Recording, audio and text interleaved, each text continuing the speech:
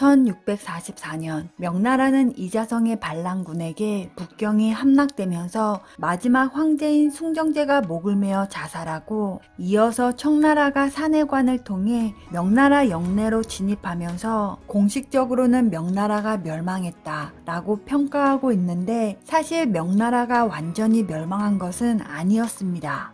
청나라 공격에 맞서서 명나라 남부에서는 남명정권이라고 칭하는 여러 개의 망명정부가 수립됩니다. 명나라 제2의 수도였던 난징은 명태조 주원장이 양자강 이남에 건국하여 천하를 통일한 왕조로 3대 황제인 영락제가 북경으로 천도하면서도 남경을 특별히 취급하면서 축소판 정부 형태를 유지하고 있었고, 거기다 성곽도 튼튼하여 설사 북경이 적의 손에 넘어가 함락이 되어도 남경의 정부로 재건할 기반은 충분했습니다.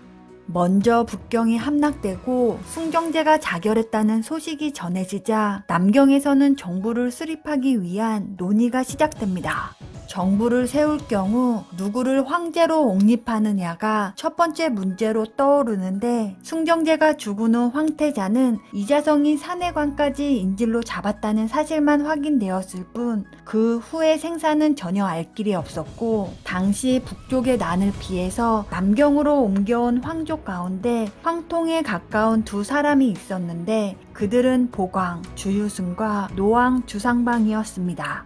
보광, 주유승은 이자성에게 살해당한 주상순의 장남으로 아버지가 살해될 때에 도망쳐 나와 목숨을 건졌는데, 아시다시피 그의 아버지 주상순은 만역제가 총애하던 정기비가 낳은 아들로 그 당시 후계자 문제가 복잡해지면서 명나라 운명을 재촉한 한 원인이 되기도 했습니다. 이 보광은 만역제의 손자이고 노왕은 만역제의 조카로 황통에 가까운 것은 보광이었지만, 그는 탐욕스럽고 음탕하며 술에 빠져 지내고 불효를 할 뿐만 아니라 아랫사람을 혹독하게 대하고 독서를 하지 않으며 관리가 하는 일에 참견한다는 등의 7가지 이유로 일부 신하들은 그의 옹립을 반대하는데, 그에 반해 노왕은 번듯한 인물로 현명하다는 평을 듣고 있었으므로 황통과 혈연에 가까운 친을 세워야 하는지 아니면 어진 현을 세워야 하는지를 놓고 명나라 특기인 당쟁이 시작되지만, 결국 보광의 옹립이 확정되면서 홍광제의 남명 정부가 세워집니다.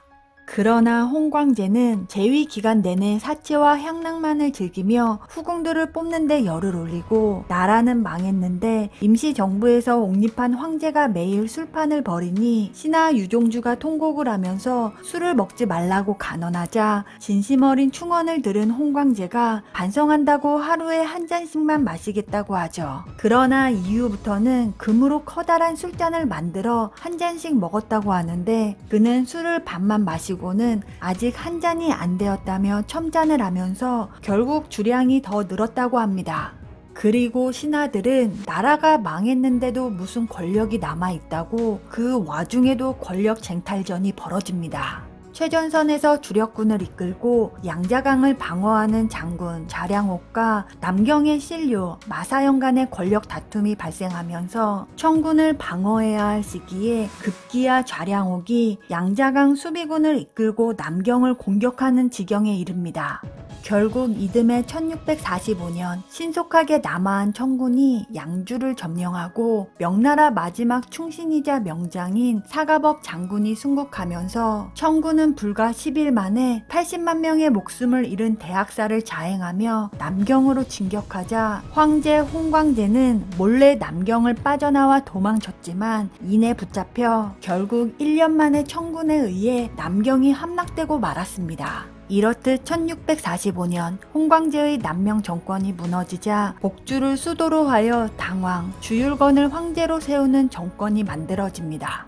명태조 주원장의 한 아들의 후손인 그는 연호를 육무라고 하였기 때문에 이를 육무제의 정권이라고 부르는데, 육무제는 방탕한 황제인 홍광제와는 다른 인물로 제국이 완전히 무너져가는 대혼란 속에서도 그는 조정을 추스리며 강한 노력을 기울였고, 이에 임시 도읍이었던 복건은 차근차근 항전 태세를 갖추기 위한 새로운 군사 요충으로 변모하게 됩니다.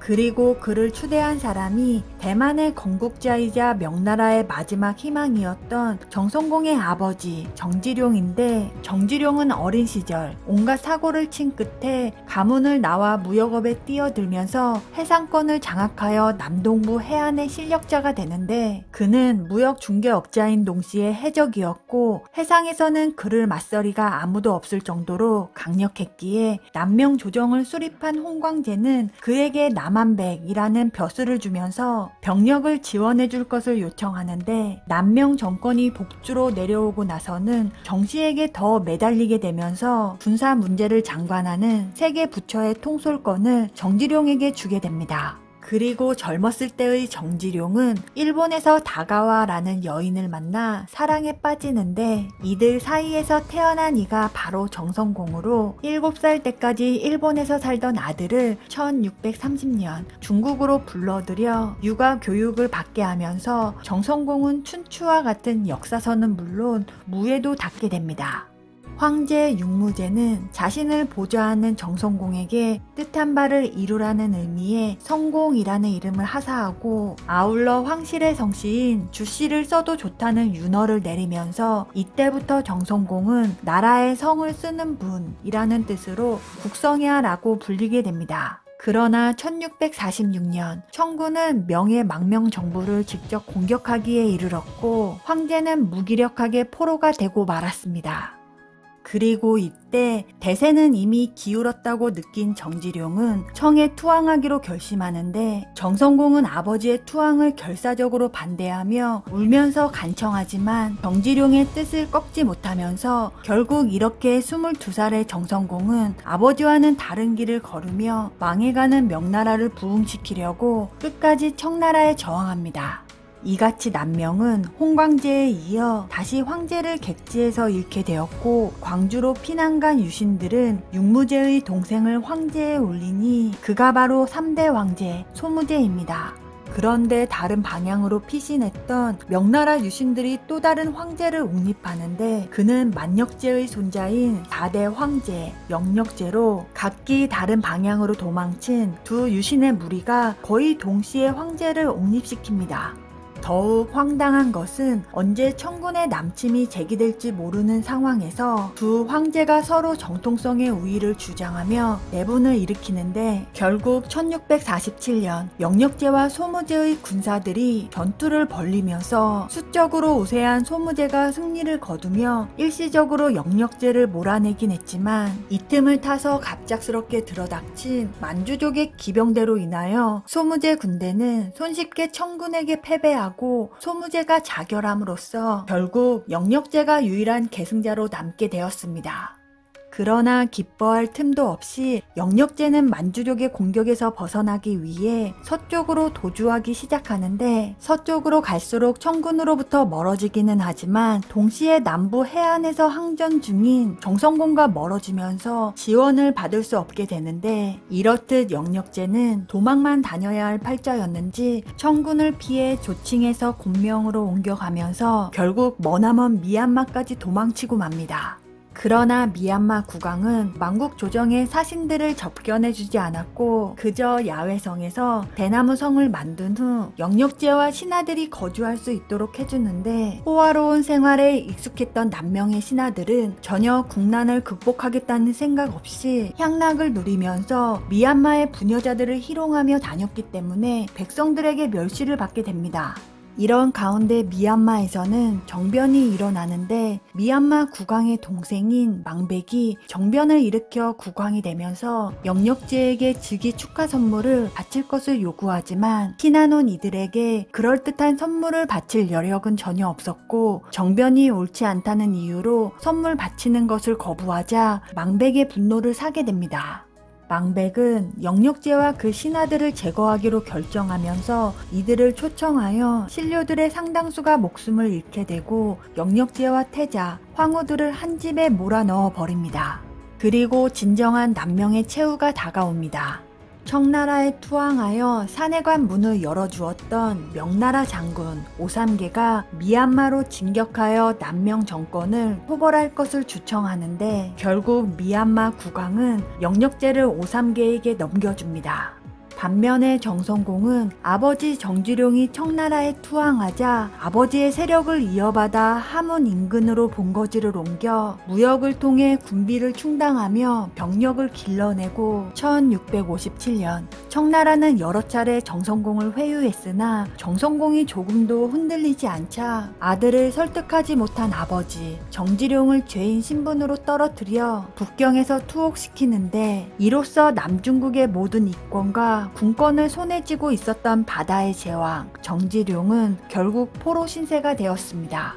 그리고 정성공은 대규모 반격에 나섭니다. 그의 목표는 남경 탈환으로 1658년 10만 명의 병력과 전선으로 북벌을 시작하는데 항저우 만에서 태풍을 만나 실패하자 다음 해에 양쯔강을 거슬러 올라가 남경을 포위 공격하지만 청나라 군대의 허위 투항 계책에 말려들어 결국 패배하고 함흥으로 돌아오게 됩니다. 타격을 입은 정성공은 병력을 기르고 다시 정비할 수 있는 장소를 찾아야 했는데 그 장소가 바로 대만으로 당시에는 네덜란드 수중에 있는 곳이었고 1661년 정성공은 8개월 동안 전투를 계속하면서 마침내 네덜란드는 백기를 들고 투항합니다.